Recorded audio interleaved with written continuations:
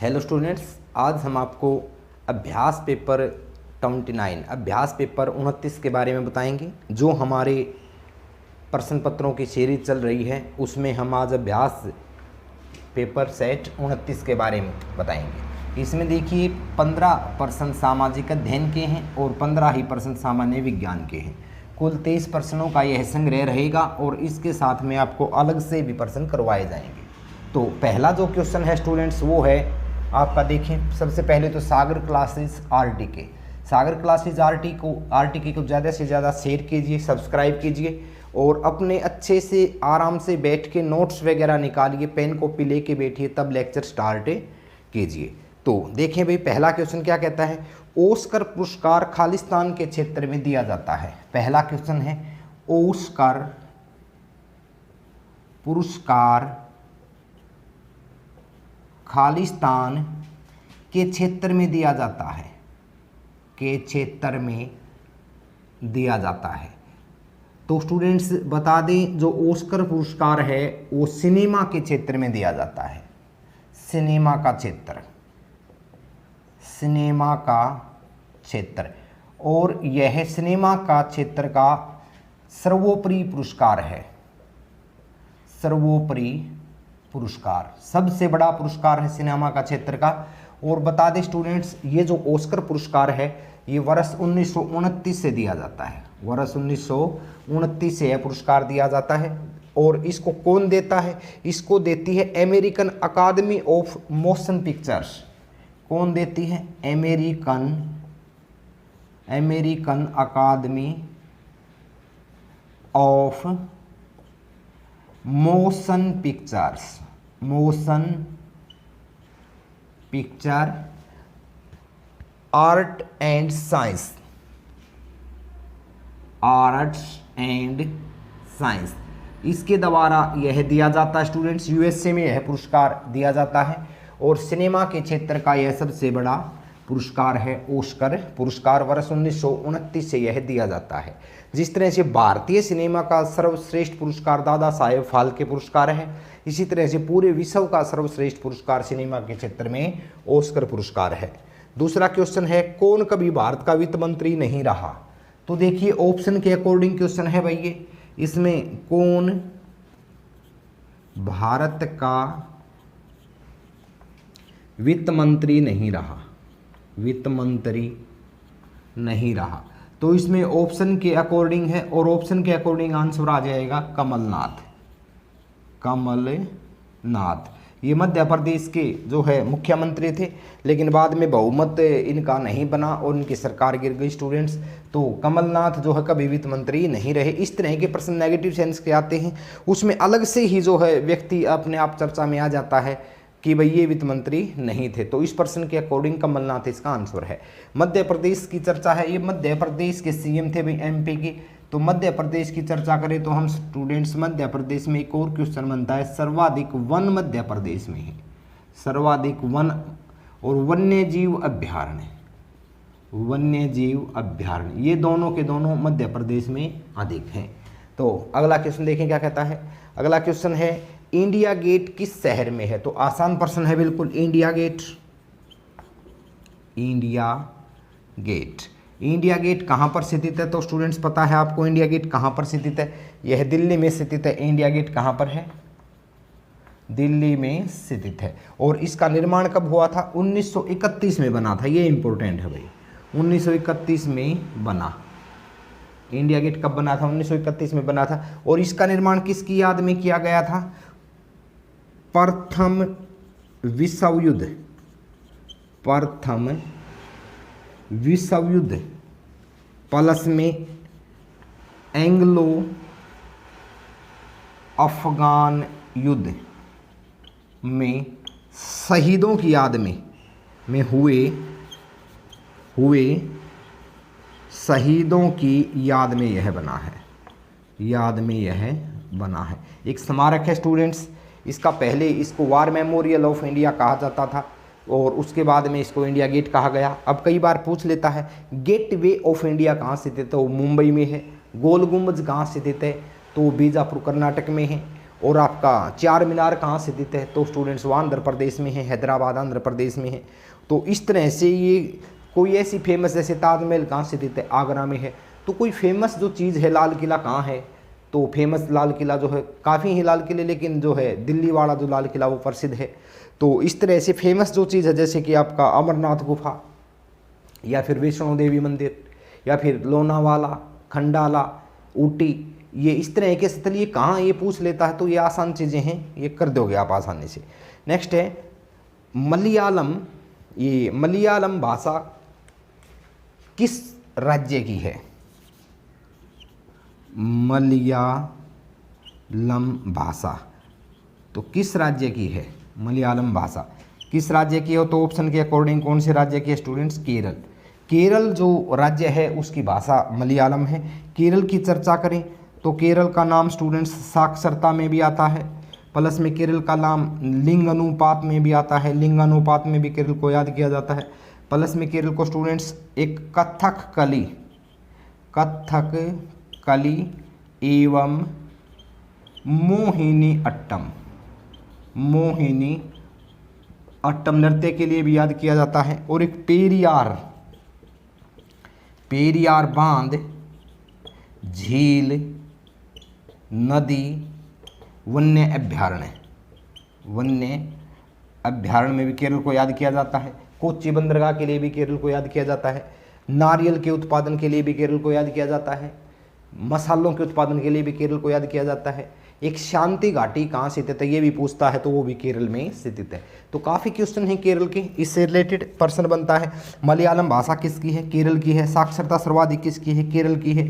लिंगानुपात कहाँ दिखा? केरल का है। कथकली और मोहिनीअट्टम नृत्य कहाँ के हैं? केरल के हैं। पेरियार बांध, झील, नदी, वन्य अभ्यारण्य कहाँ पे हैं? केरल में है। मसालों में के उत्पादन में कौन सा है? केरल है। तो काफ़ी क्वेश्चन है। और भाई आपका नारियल के उत्पादन में कौन सा है? केरल है। कोच्चि बंदरगाह कहाँ पे है? केरल में है। तो काफ़ी क्वेश्चन है केरल से रिलेटेड। दूसरा क्वेश्चन कहता है जीव मिल्खा सिंह किससे संबंधित है? जीव मिल्खा सिंह, यहाँ ले लेते हैं भाई, जीव मिल्खा सिंह संबंधित हैं। तो स्टूडेंट्स ये गोल्फ से संबंधित हैं जीव मिल्खा सिंह, और यदि जगह आ जाए तो चंडीगढ़ से संबंधित हैं। जीव मिल्खा सिंह चंडीगढ़ से संबंधित, गोल्फ से संबंधित हैं, और 1998 में यूरोपियन टूर पर जाने वाले पहले व्यक्ति थे जीव मिल्खा सिंह। तो देखें भी क्या कहता है। नेक्स्ट क्वेश्चन देखें। क्वेश्चन है 2024 ओलंपिक खेलों का आयोजन कहाँ होगा? 2024 में ओलंपिक खेलों का आयोजन कहाँ पे होगा? तो देखिए भाई 2020 के तो अभी पोस्टपोन हो गए हैं, जो कि कहाँ होने थे? टोक्यो में होने थे। लेकिन इसमें 2024 के पूछे हैं। पता है आपको ओलंपिक जो हो 4 वर्ष में एक बार होते हैं। तो 2024 के ओलंपिक खेलों का आयोजन कहाँ पे होगा बता दें आपको। चैनल को स्टूडेंट्स शेयर कीजिए, सब्सक्राइब कीजिए, और अच्छे से अपने नोट्स निकालिए। जो प्रैक्टिस सेट हम करवा रहे हैं ये आपके एग्ज़ाम के लिए रीढ़ की हड्डी साबित होंगे भाई। काफ़ी क्वेश्चन, आपका जीएस का जो बेस है वो काफ़ी स्ट्रॉन्ग हो जाएगा। तो देखिए भी क्या कहता है। 2024 की ओलंपिक खेल कहाँ पे होंगे? तो ये होंगे स्टूडेंट्स पेरिस में। और पेरिस किसकी राजधानी है? फ्रांस की है। पेरिस जो है फ्रांस की है। ये यहाँ पे 2024 के ओलंपिक गेमों का आयोजन होगा। और इसको स्टूडेंट्स सुरा और सुंदरियों का देश भी कहा जाता है। सुरा और सुंदरियों का देश। इसकी शराब जो है वो काफ़ी फेमस है। इसकी शराब जो है स्टूडेंट्स बता दें आपको, सुरा और सुंदरियों का देश भी इसको कहा जाता है। नेक्स्ट देखिए क्या कहता है। नेक्स्ट क्वेश्चन है आपका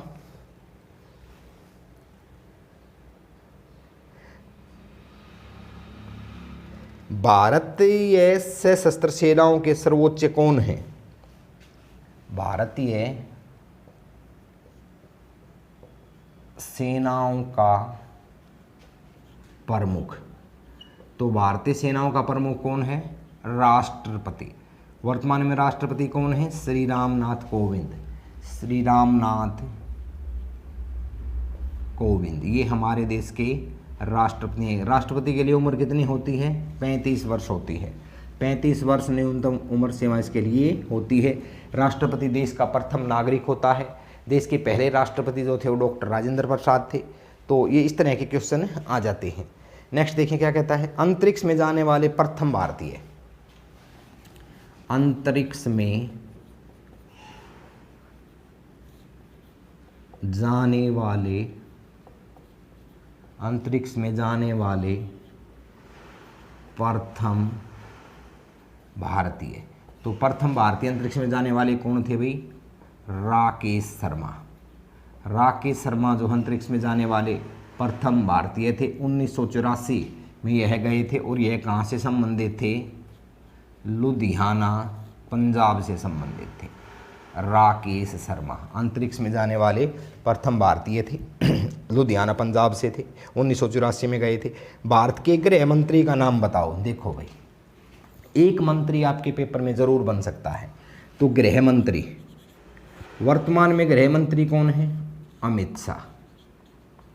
अमित शाह है, अमित शाह वर्तमान में गृह मंत्री है। दूसरा पूछ ले, विदेश मंत्री। विदेश मंत्री तो एस जयशंकर। एस जयशंकर जो हो विदेश मंत्री हैं। फिर इम्पोर्टेंट हो आ जाता है रेल मंत्री। तो वर्तमान में रेल मंत्री कौन है? पीयूष गोयल। पीयूष गोयल जो है वो रेल मंत्री हैं। उसके बाद में आ जाता है आपका रक्षा मंत्री कौन है? रक्षा मंत्री तो राजनाथ। राजनाथ जो हो वो रक्षा मंत्री हैं। उसके बाद में कृषि प्रधान देश है तो कृषि मंत्री आ जाता है, कृषि मंत्री। तो स्टूडेंट्स कृषि मंत्री हैं आपके भाई तोमर। कृषि मंत्री कौन है? तोमर हैं स्टूडेंट्स, नरेंद्र सिंह तोमर। नरेंद्र सिंह तोमर। यहाँ पर कई बार ये पूछ लेता है कि पहले कृषि मंत्री कौन थे? तो राजेंद्र प्रसाद थे। ध्यान रखना, देश के पहले कृषि मंत्री कौन थे? राजेंद्र प्रसाद थे। नेक्स्ट, अमरकंटक से किस नदी का उद्गम स्थल होता है? अमरकंटक से किस नदी का उद्गम स्थल होता है? तो ऑप्शन के अकॉर्डिंग देखिए भाई, किस नदी का उद्गम है? उद्गम स्थल है तो अमरकंटक जो है स्टूडेंट्स वो नर्मदा नदी का उद्गम स्थल है। नर्मदा नदी का उद्गम स्थल है। और अमरकंटक कहाँ पड़ता है? ये एमपी में पड़ता है। एमपी मध्य प्रदेश में है पड़ता है। और स्टूडेंट्स अनूपपुर जिला है। जिला कौन सा है? अनूपपुर जिला है। ये बिल्कुल बाउंड्री पे, ये बॉर्डर पे है छत्तीसगढ़ और मध्य प्रदेश के, लेकिन इसकी लोकेशन जो हो मध्य प्रदेश में पड़ती है। तो नेक्स्ट देखें भी क्या कहता है। यहाँ से महानदी, एक साइड महानदी निकलती है, एक साइड नर्मदा नदी निकलती है, एक साइड सोन नदी निकलती है। नेक्स्ट देखें, दीपा कर्माकर किस खेल से संबंधित हैं? दीपा कर्माकर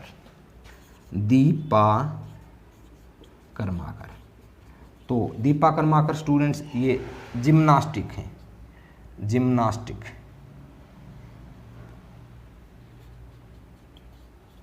और कहाँ से संबंधित हैं ये त्रिपुरा की राजधानी अगरतला से हैं। त्रिपुरा की राजधानी अगरतला से संबंधित दीपा कर्माकर। और ये बता दें स्टूडेंट्स, जो दीपा कर्माकर हैं इनका जन्म 1993 में होता है। नेक्स्ट, सिंधु घाटी की सभ्यता का बंदरगाह टाउन कौन सा था? एक बार साफ कर लेते हैं इसको। चैनल को शेयर और सब्सक्राइब करना मत भूलिए स्टूडेंट्स। सब्सक्राइब करने के बाद बेल आइकन को दबाना मत भूलिए। ज़्यादा से ज़्यादा चैनल को शेयर कीजिए, सब्सक्राइब कीजिए, ताकि व्यूअर बढ़े और बच्चे इससे जुड़े तथा इम्प्रूवमेंट हो सके बच्चों में। प्रश्न पूछता है कि भाई आपका देखिए क्वेश्चन क्या कहता है, सिंधु घाटी की सभ्यता का बंदरगाह टाउन। तो देखिए, सिंधु घाटी की सभ्यता का बंदरगाह टाउन। तो सिंधु घाटी की बंदरगाह टाउन था स्टूडेंट्स लोथल। कई बार इस शब्द का अर्थ पूछ लेता है मृतकों का टीला। मृतकों का, टेलाई शब्द का अर्थ है। और यह स्टूडेंट्स लोथल जो है वो सिंधु घाटी की सभ्यता का बंदरगाह टाउन था। और यह किस नदी के किनारे था? यह भोगवा नदी के किनारे था। भोगवा नदी, भोगवा नदी। कई बार सिंधु घाटी की सभ्यता को हम अन्य नाम से जानते हैं भी, मोहनजोदारो की सभ्यता, मोहनजोदारो की सभ्यता, मोहनजोदारो की सभ्यता भी कह सकते हैं, सिंधु घाटी की सभ्यता भी कह सकते हैं, हड़प्पा की सभ्यता भी कह सकते हैं, हड़प्पा की सभ्यता। तो ये थे स्टूडेंट्स। इसके बारे में पता कब चला था? 1921 में। और कार्बन 14 के अकॉर्डिंग इसका वो क्या है, समय सीमा 2350 से 1750 ईसा पूर्व इसकी समय सीमा है। प्रश्न आया था एक बार, किस धातु का इन लोगों को ज्ञान नहीं था? तो लोहा धातु का ज्ञान नहीं था। मुख्य व्यवसाय क्या था? कृषि व्यवसाय था। सभ्यता कैसी थी? तो स्टूडेंट्स ये नगरीय सभ्यता थी, नगरीय सभ्यता। काफ़ी क्वेश्चन है सिंधु घाटी की सभ्यता से रिलेटेड, लेकिन मेन जो ज़्यादा पूछे जाते हैं वो ये हैं भाई। एक यहाँ पर मोहनजोदारो प्रमुख नगर कौन सा था? मोहनजोदारो, मोहनजोदारो प्रमुख था, इस कारण से मोहनजोदारो। R37 कब्रिस्तान भी यही मिला है भाई। R37 कब्रिस्तान कहाँ मिला है?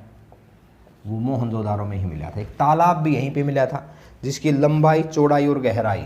यदि मैं तालाब की बात करूं स्टूडेंट्स, तालाब ध्यान रहे, यहाँ पर एक तालाब मिला था जिसकी 39 गुना 8 फीट गहराई, चौड़ाई और इसकी लंबाई थी, ध्यान रखना। तो देखें, विक्टोरिया मेमोरियल कहाँ पर स्थित है? बिल्कुल आसान क्वेश्चन आ गया। Victoria memorial, Victoria memorial, memorial, Victoria memorial स्थित है स्टूडेंट्स कहाँ पे? कोलकाता में। और कोलकाता किसकी राजधानी है? पश्चिम बंगाल की। और भारत का सबसे बड़ा डेल्टा सुंदरवन कहाँ पे है? पश्चिम बंगाल में। सुंदरवन कहाँ पे है? डेल्टा किस में है? पश्चिम बंगाल में। कौन सी नदियाँ बनाती हैं? गंगा प्लस ब्रह्मपुत्र। ये विश्व का सबसे बड़ा डेल्टा है स्टूडेंट्स। तो यहाँ पर कल ये विक्टोरिया मेमोरियल है। एक हावड़ा ब्रिज का भी पूछ लेता है कलकत्ता के बारे में, हावड़ा ब्रिज, हावड़ा ब्रिज। एक कलकत्ता ये पूछ लेता है कि किस नदी पर है? तो हुगली नदी, हुगली नदी। सबसे पहले भारत में मेट्रो कहाँ पे चली थी? कोलकाता में चली थी। तो काफ़ी क्वेश्चन है कोलकाता से रिलेटेड, तो आपको ध्यान रखना है। विक्टोरिया मेमोरियल के बारे में बता दें, 1906 से 1921 में इसका निर्माण कार्य हुआ था। नेक्स्ट देखें भी क्या कहता है। प्रश्न है, भारत में चाय सबसे अधिक कहाँ होती है? चाय उत्पादन, चाय उत्पादन, भारत में चाय उत्पादन कहाँ होता है सर्वाधिक? ये क्वेश्चन है। तो चाय उत्पादन कहाँ होता है स्टूडेंट्स? असोम, असोम में चाय उत्पादन होता है। और ये बता दें आपको, असोम जो है इसकी राजधानी है दिसपुर, दिसपुर इसकी राजधानी क्या है? दिसपुर राजधानी है इसकी। असम में चाय उत्पादन अधिक होता है। नेक्स्ट देखिए भी क्या कहता है। जो स्टूडेंट्स कई बार ये पूछ लेता है कि गेहूं का उत्पादन कहाँ होता है? गेहूं, तो गेहूं यूपी में अधिक होता है। और गेहूं प्रतिशत कहाँ अधिक होता है? गेहूं प्रतिशत जो है पंजाब में अधिक होता है, पंजाब। ये आपको कौन सा अनाज किस जगह ज़्यादा होता है प्रश्न आ जाता है। तो चाय असम में होते हैं। जिस तरह से केसर, केसर कहाँ होता है? केसर स्टूडेंट्स J&K में अधिक होता है, J&K में। चावल कहाँ अधिक होता है? चावल का उत्पादन जो हो पश्चिम बंगाल में अधिक होता है, पश्चिम बंगाल में। जूट कहाँ अधिक होता है? जूट भी कहाँ होता है भारत में? पश्चिम बंगाल में अधिक होता है। कई बार ये पूछ लेता है कि दूध कहाँ अधिक होता है? दूध का उत्पादन स्टूडेंट्स यूपी में होता है। आलू का उत्पादन कहाँ होता है? आलू का उत्पादन भी जो है यूपी में होता है। दूध का उत्पादन, आलू का उत्पादन, गुड़ का उत्पादन कहाँ होता है? ये भी यूपी में होता है। नेक्स्ट है कपास कहाँ अधिक होता है? कपास, तो स्टूडेंट्स कपास में गुजरात आगे है, गुजरात आगे है। मोटा अनाज, मोटा अनाज, मोटा अनाज कहाँ अधिक होता है? तो स्टूडेंट्स ये राजस्थान में अधिक होता है। तंबाकू कहाँ अधिक होता है? तंबाकू, कोई भी एक क्वेश्चन इससे रिलेटेड आ जाता है। तंबाकू जो है स्टूडेंट्स आपका आंध्र प्रदेश में अधिक होता है। नारियल कहाँ अधिक होता है? नारियल, नारियल जो है स्टूडेंट्स आपका केरल में अधिक होता है। कॉफ़ी कहाँ अधिक होती है? कॉफ़ी, कॉफ़ी के लिए जो है कर्नाटक राज्य आगे है, कर्नाटक। तो ये इस तरह से ये काफ़ी हैं। एक आध प्रश्न बिल्कुल आसान है, ये आ ही जाता है कि किसके उत्पादन में कौन सा भारत का राज्य अधिक है। जैसे कि ईंख के उत्पादन में गन्ना उत्पादन उत्तर प्रदेश में अधिक है, तो इस तरह से किस चीज़ का उत्पादन किस में अधिक होता है ये आ जाता है। नेक्स्ट देखिए सामान्य विज्ञान के कुछ एक क्वेश्चन, इसको हम साफ कर देते हैं। चैनल को ज़्यादा से ज़्यादा शेयर करें स्टूडेंट्स, सब्सक्राइब करें।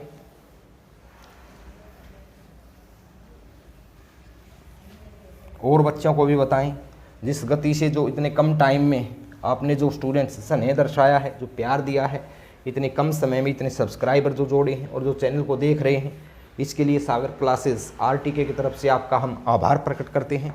तो इसी तरह से आप इसको देखते रहो, धीरे धीरे हम अपना टारगेट पूरा कर लेंगे, फिर रूटीन से सभी सब्जेक्ट्स की लाइव क्लासें आएंगे भाई।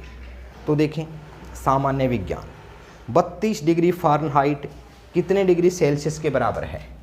क्वेश्चन है 32 डिग्री फ़ारेनहाइट बराबर है 0 डिग्री सेल्सियस, यही क्वेश्चन था।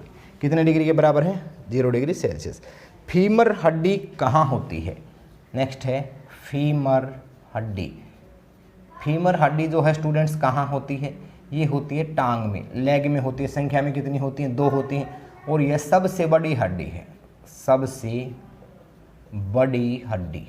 फीमर हड्डी जो है वो सबसे बड़ी है। कई बार छोटी पूछ लेता है, छोटी हड्डी कौन सी है, तो छोटी जो है वो स्टेपिज है, स्टेपिज जो है सबसे छोटी हड्डी है, फीमर जो है वो सबसे बड़ी हड्डी है।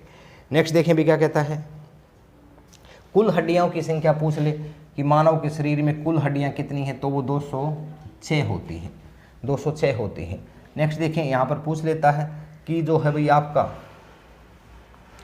हड्डी से रिलेटेड यहाँ पर प्रश्न पूछ लेता है कि पसलियाँ कितने होती हैं। पसलियाँ जो होती हैं स्टूडेंट्स वो होती हैं आपकी 12 जोड़ी। कशेरुक, रीढ़ की हड्डी में कशेरुक कितने होते हैं, 33 होते हैं। वयस्क में कितने होते हैं, वयस्क में 26 होते हैं, तो ये भी पूछ लेता है।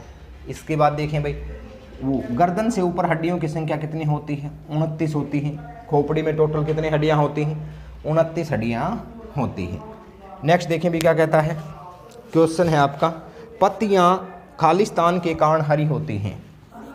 पत्तियाँ खालिस्तान के कारण हरी होती हैं। पत्तियाँ किसके कारण हरी होती हैं, तो पत्तियाँ स्टूडेंट्स आपको बता दें, पत्तियाँ जो है वो हरित लवक के कारण हरी होती हैं, या फिर इसको ऑप्शन में आपको क्लोरोफिल भी मिल सकता है, क्लोरोफिल के कारण हरी होती हैं, या आपको ऑप्शन में पर्णहरिम मिल सकता है, पर्णहरिम के कारण हरी होती हैं। दूसरा इसका निर्माण किससे होता है, तो इसका निर्माण स्टूडेंट्स किस तत्व से होता है, तो मैग्नीशियम तत्व से इसका निर्माण होता है।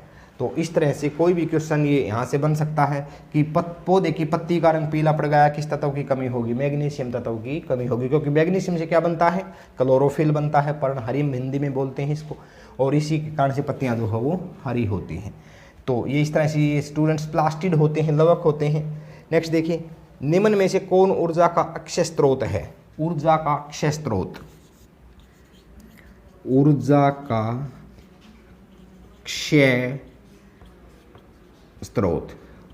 अक्षय स्रोत है स्टूडेंट्स हवा। कौन है ऊर्जा का अक्षय स्रोत, हवा जो है ये अक्षय स्रोत वो होता है स्टूडेंट्स जो कभी क्षय ना हो, जो कभी समाप्त न हो, वो ऊर्जा का कौन सा स्रोत होता है, अक्षय स्रोत होता है। तो हवा जो है ऊर्जा का अक्षय स्रोत है, इससे पवन चक्की चलाई जाती है। नेक्स्ट है आपका, मछलियाँ खालिस्तान से सांस लेती हैं। मछलियाँ खालिस्तान से सांस लेती हैं। मछलियाँ खालिस्तान से सांस लेती हैं, किससे सांस लेती हैं, गलफड़ों से सांस लेती हैं। मछलियाँ जो है वो गलफड़ों से सांस लेती हैं। कई बार ये पूछ लेता है मनुष्य किससे लेता है, तो मनुष्य फेफड़ों से सांस लेता है। रीढ़ की हड्डी वाले जीव, गाय भैंस पशु पक्षी किससे सांस लेते हैं, फेफड़ों से सांस लेते हैं।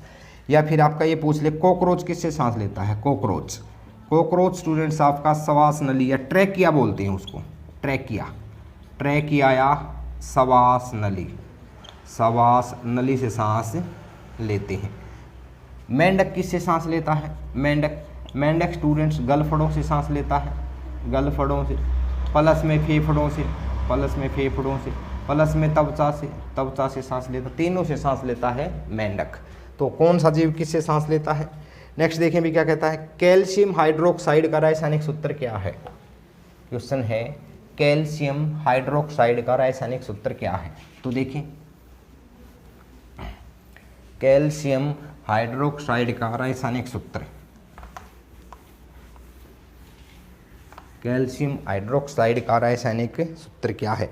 तो CaCO2 क्या है भी कैल्शियम हाइड्रोक्साइड का?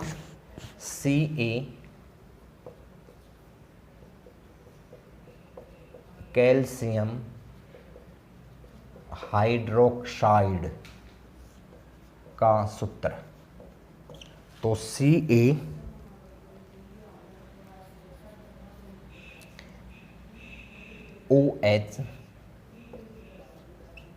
ये स्टूडेंट्स कैल्शियम हाइड्रोक्साइड का सूत्र है। इसको ब्रैकेट में रखना है आपको, OH को। नेक्स्ट है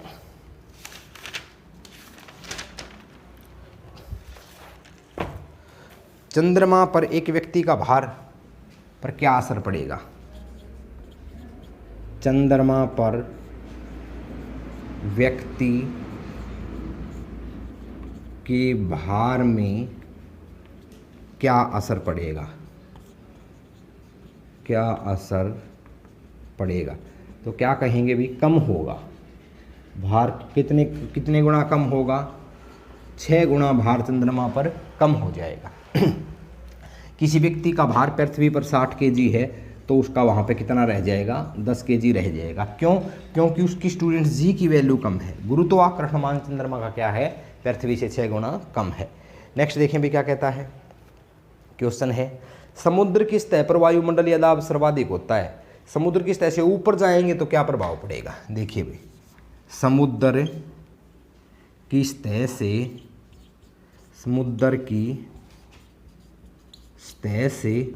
ऊपर जाने पर वायुमंडलीय दाब पर क्या असर होगा? तो क्या कहेंगे स्टूडेंट्स? कम होगा। जैसे जैसे सतह से ऊपर जाएंगे वायुमंडल का दाब क्या होता चला जाएगा? कम होता चला जाएगा। और वायुमंडल दाब किससे मापते हैं? बैरोमीटर से मापते हैं।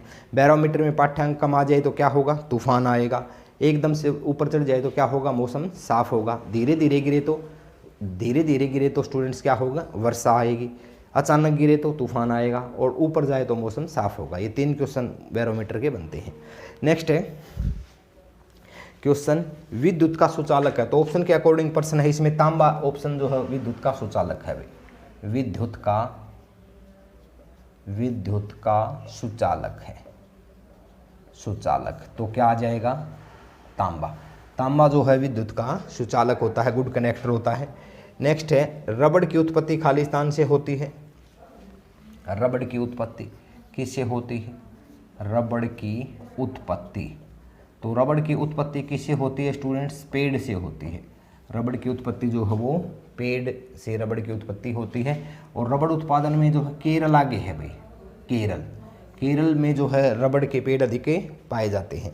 नेक्स्ट है आपका धातु गर्म किया जाता है तो घनत्व। कोई भी धातु है स्टूडेंट्स, धातु को गर्म करने पर घनत्व पर क्या प्रभाव पड़ेगा? तो कम होगा। किसी धातु को यदि गर्म करेंगे तो उसका घनत्व क्या हो जाएगा? कम हो जाएगा। पेनिसिलिन की खोज किसने की थी? देखिए यहाँ पे पेनिसिलिन की खोज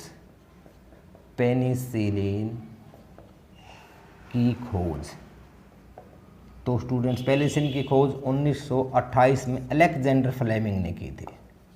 अलेक्जेंडर फ्लेमिंग ने स्कॉटलैंड की थी फ्लैकलैंड। और किस पर की थी? फंगी पर की थी। पेनिसिलिन क्या है? एक एंटीबायोटिक है।